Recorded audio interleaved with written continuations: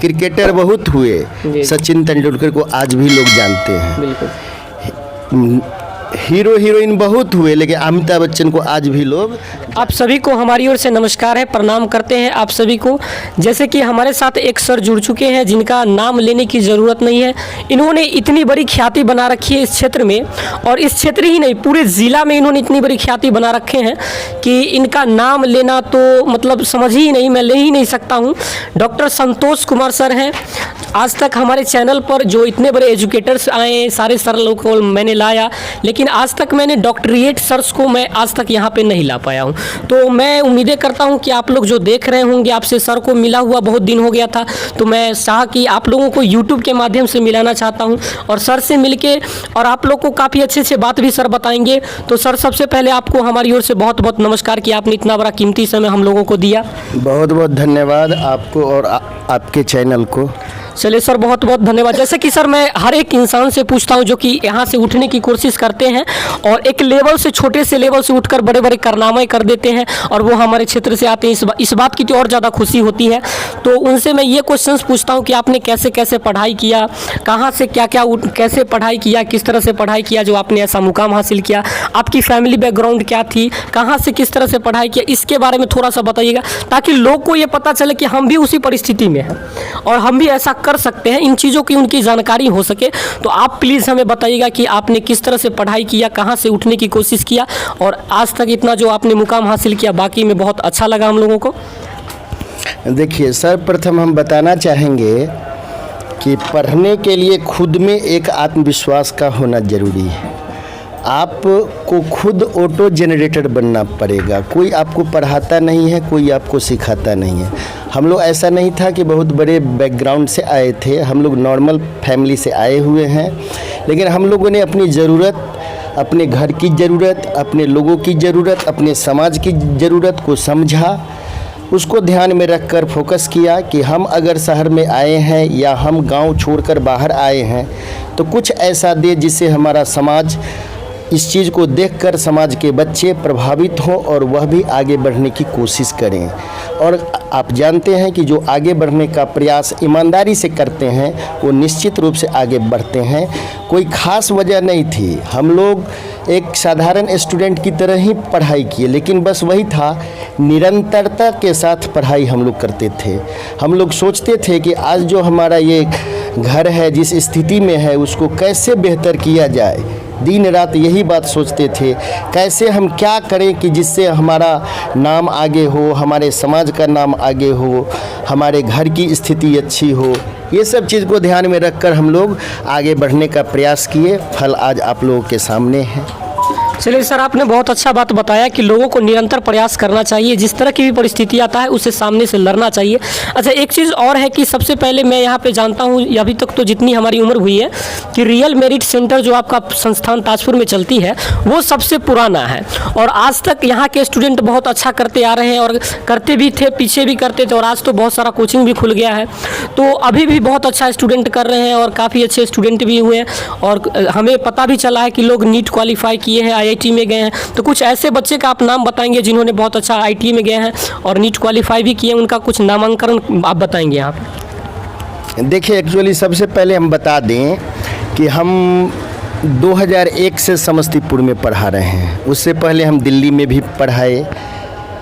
मेरे मन में जब हम समस्तीपुर में अच्छा खासा वहाँ नाम अर्न किए, अच्छा खासा रिजल्ट दिए, उसके बाद मेरा मन था कि बहुत सारे ग्रामीण क्षेत्र के जो बच्चे हैं उनको प्रॉपर उचित शिक्षा नहीं मिल पाती है। इस कारण से हम क्यों न, जब हम बाहर आए हैं तो हमारे गांव समाज के जो सुदूर देहात में रहते हैं बच्चे, उनके लिए कुछ किया जाए, क्योंकि सबकी आर्थिक स्थिति ऐसी नहीं होती है कि वह समस्तीपुर या पटना या दिल्ली जा कर के पढ़े। तो हम लोगों ने रुख किया ताजपुर की ओर कि ताजपुर एक ऐसा जगह है जहाँ पर कि अगर हम इस व्यवस्था को लागू करें, अच्छी पढ़ाई दें, तो हमारे ग्रामीण क्षेत्र के जो बच्चे बच्चियाँ हैं, ख़ास तौर पे बच्चियाँ, उनको तो पढ़ाई छोड़ा ही दिया जाता था, ठीक से पढ़ने नहीं, क्योंकि कोई व्यवस्था नहीं थी। एक कॉलेज था ताजपुर में, उसमें भी गांव से कैसे बहुत लोग मतलब आना चाहते थे, बहुत लोग आर्थिक विपन्नता के कारण नहीं आ पाते थे। तो हमने इसका का शुरुआत 2010 में किया और 2010 से यह संस्थान लगातार अपने छात्रों को छात्राओं को आगे बढ़ाने में, जैसा कहा कि नीट 2014 में यहाँ के अनिकेत कुमार जो है वो नीट क्वालिफाई करके, उस समय नीट नहीं था, medical all India pre medical test होता था, उसको क्वालिफाई करके वो MBBS किए। इसी तरह से एक लड़का था शुभम कुमार जिसने IITs क्वालिफाई किया। उसके बाद एक था ऋषिकेश जिसने AIEEE को क्वालिफाई किया और अपना अच्छे मुकाम पर है। बहुत सारे बच्चे ऐसे हैं जो अच्छा नंबर से प्राप्त किए और अच्छा इंसान भी बन रहे हैं। हाँ, कुछ अपवाद भी है क्योंकि सब जगह सब लोग तक आप कितना भी प्रयास करें कुछ न कुछ तो रह ही जाता है, लेकिन फिर भी हम लोग का काम है कि हम उस प्रयास को जारी रखें। और आज सब लोग देख रहे हैं संस्थान जो भी है प्रयास करती है कि बेहतरीन हो, यहाँ के बच्चे अच्छे बने। लेकिन गार्जियन से भी हमारा एक रिक्वेस्ट है कि वह भी अपने दायित्व को समझें। ये नहीं कि किसी कोचिंग संस्थान या स्कूल कॉलेज में नाम लिखा देने के बाद वह भूल जाते हैं कि हमारे बच्चे कर क्या रहे हैं। उनको प्रॉपर घर पे हम लोग उसको 3 या 4 घंटा के लिए रखते हैं। आपके पास 20 घंटे रहते हैं बच्चे, तो बच्चे हमारे क्या कर रहे हैं, किससे मिल रहे हैं, कैसा उनका दोस्त है, कैसी वो पढ़ाई कर रहे हैं, इस पर भी उनका काम है ध्यान देना। थोड़ा सा ध्यान देंगे तो हम और बेहतर एजुकेशन दे सकते हैं और बेहतर समाज बना सकते हैं।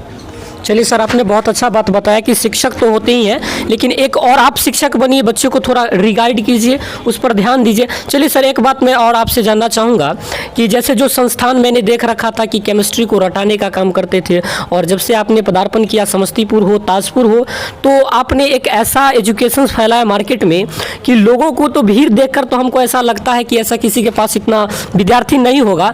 तो केमिस्ट्री को आप किस तरह से पढ़ाते हैं कि लोग आपके प्रति इतना आकर्षित होता है और इतना प्यार दुलार के साथ लोग यहाँ पढ़ता है और इतने सफल विद्यार्थी यहाँ से निकलते हैं? हमें तो पता भी चला है कि यहाँ से टॉपर्स भी निकले थे, जिला टॉपर्स नहीं, तो स्टेट टॉपर्स भी निकले थे। वो समस्तीपुर में पढ़ते थे। चलिए, समस्तीपुर में पढ़ते थे जी, अभिषेक सुमन जो यहाँ से टॉपर्स किए थे, स्टेट टॉपर्स। तो केमिस्ट्री को आप किस तरह से पढ़ना चाहिए और विद्यार्थी किस तरह से पढ़े, और सर जो होते हैं वो किस तरह से पढ़ाए ताकि उसमें अट्रैक्शंस बना रहे, और लोगों किस तरह से पढ़ना चाहिए? देखिए, साइंस जो सब्जेक्ट है उसका मतलब ये है कि आपको निरंतर पढ़ना पड़ेगा, चाहे वो फिजिक्स हो, चाहे वो केमिस्ट्री हो, चाहे बायोलॉजी हो, इसको अगर या मैथमेटिक्स हो, इसको अगर आप रेगुलरली नहीं पढ़ेंगे, अगर मान लीजिए कोई टॉपिक हम कहीं से याद कराने का मतलब यही है कि कहीं ना कहीं बीच में लैक है, कहीं ना कहीं आपका छूट गया है या आप उस चीज़ से आप जोड़ नहीं पा रहे हैं। अगर आप एक चीज़ को, अगर आपको मान लीजिए जेड सिखाना है तो उससे पहले जो टर्म आता है, जो लेटर आता है, उसको बताना ज़रूरी है। अगर आप उस सब्जेक्ट को आप शुरू से A to Z तक की पढ़ाई अगर कराएंगे तो फिर रटने की ज़रूरत नहीं है। चलिए सर, आपने बहुत अच्छा बताया कि अगर आप कोई जेड की भाषा को सिखा रहे हैं तो ए से लेकर आपको पहले XYZ यहाँ तक आना पड़ेगा, उसके बाद आपको जेड सिखाएं तो बच्चे उसमें काफ़ी इंटरेस्ट लेंगे और सीखने का भी कोशिश करेंगे। चलिए सर, एक बात मैं आपसे जानना चाहूँगा कि जिस तरह से लोगों ने ताजपुर या समस्तीपुर किस तरह से माहौल बना दिया है कि लोगों का जो कम्बिनेशंस होता है कि मैथ यहाँ पढ़ेगा, फिजिक्स यहाँ पढ़ेगा, तो आपने तो वैसा भी नहीं किया, फिर भी लोग आपको इतना चाह रहे हैं। अच्छा, आप दिन भर में लगभग कितने बच्चों को शिक्षित करते होंगे? देखिए, पहले हम यह बात बता देते हैं कि बच्चे जो हैं वो कितना शिक्षित करते हैं ये तो बहुत बड़ा प्रश्न है। हमारा कोशिश रहता है कि हम करें, ज़्यादा से ज़्यादा करें, लेकिन ये जो आप जो बोले कि फिजिक्स वहाँ पढ़ना है, केमिस्ट्री वहाँ पढ़ना है, मैथ, ये चेन सिस्टम वाली जो बात बोले, ये जीवन में हमने तो कभी किया नहीं है। लेकिन आप जान लीजिए, ये करते टीचर हैं तो वो करते हैं, तो इसमें दोषी मुख्य रूप से हम मानते हैं छात्र छात्राओं को। छात्र छात्राएं आज के डेट में जज नहीं कर पाते हैं कि कहाँ पर हमको पढ़ना उचित है, कहाँ पर पढ़ना अनुचित है, क्योंकि उनके अंदर भी बहुत सारी कमियां हैं। हम तो क्लासरूम में बोलते हैं बच्चे को कि तुम लोग ब्लैक बोर्ड हो, और ब्लैक बोर्ड इसलिए बोलते हैं उसको कि उसको एजुकेशन सही मिला नहीं है, उसको ठीक से कुछ आ नहीं रहा है। अब सही भी पढ़ाने वाले को वही रिगार्ड मिलता है, गलत भी पढ़ाने वाले को वही मिलता है। यानी कि आप पढ़ाना साधारण बात नहीं है, सब लोग पढ़ा रहे हैं, साधारण बात नहीं है। सीधा सीधी अब जाते हैं, बोर्ड पे खड़े हो गए, एक गिरोह तैयार कर लिया और फिर अपना तुम वहाँ पर हो। भाई इसमें गलती किसकी है? स्टूडेंट के। स्टूडेंट को जज करना चाहिए ना। आप पढ़ते हो, एक टॉपिक पढ़ाई हुआ, उससे 10 प्रकार के क्वेश्चन को देखिए, आप कहीं पर प्रॉब्लम बनाइए, आपको बन जा रहा है तो आप समझिए, आंसर मिलाइए, तब समझिए कि हम पढ़ रहे हैं ठीक ठाक। आप न खुद पढ़ रहे हैं, न बहुत बच्चे तो ऐसे +2 पास कर जा रहे हैं, किताब तक खरीद नहीं पाते हैं।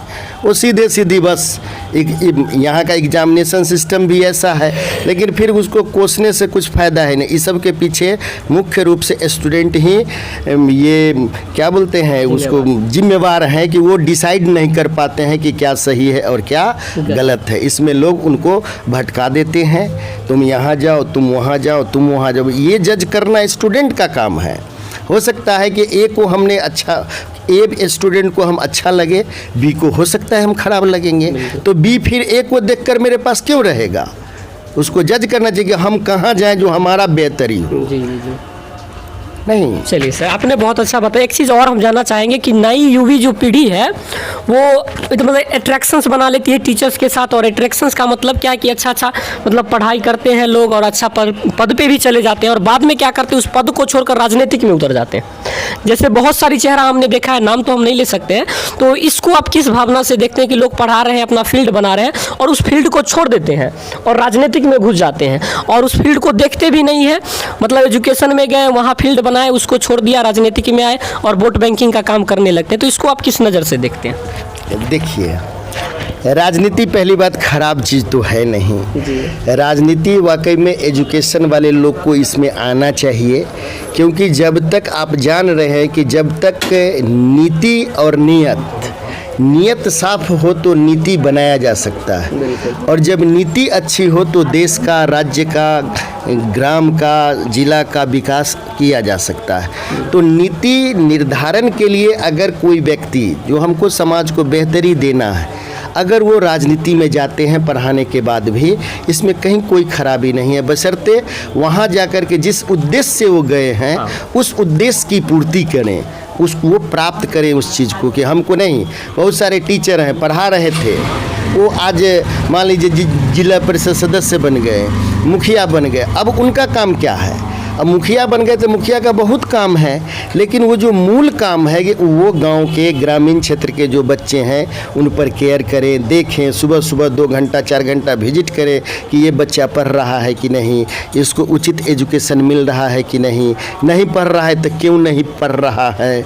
ऐसा कुछ ग्रुप बना करके ऐसा कुछ टारगेट दिया जाए कि हाँ, इस टोले के बच्चे को आज शाम में इतना चीज़ पढ़ के रखना है, हम आएंगे, विजिट करेंगे, तो वो बेहतर होगा। और ये राजनीति में जाना कोई खराब बात नहीं है, राजनीति में अच्छे लोग को जाना चाहिए, ताकि ये जो चल रहा है अभी का दौर उसमें विराम आवे। चलिए सर, आपने बहुत अच्छा बताया कि आपको जो पद प्रतिष्ठा लोगों ने दिया, देने का काम किया, उसकी आप गरिमा को समझें और अच्छी तरह से करें। अच्छा सर, आपके कई जो ऐसे बच्चे हैं जो आज टीचर्स बन गए हैं और पढ़ा भी रहे हैं मार्केट में, और कोई बच्चे हैं जो आपको देखेंगे, उनको आप शुभकामना के तौर पर क्या कहेंगे कि कैसे निरंतर बढ़ना चाहिए, इसके बारे में थोड़ा सा उनको बताइए।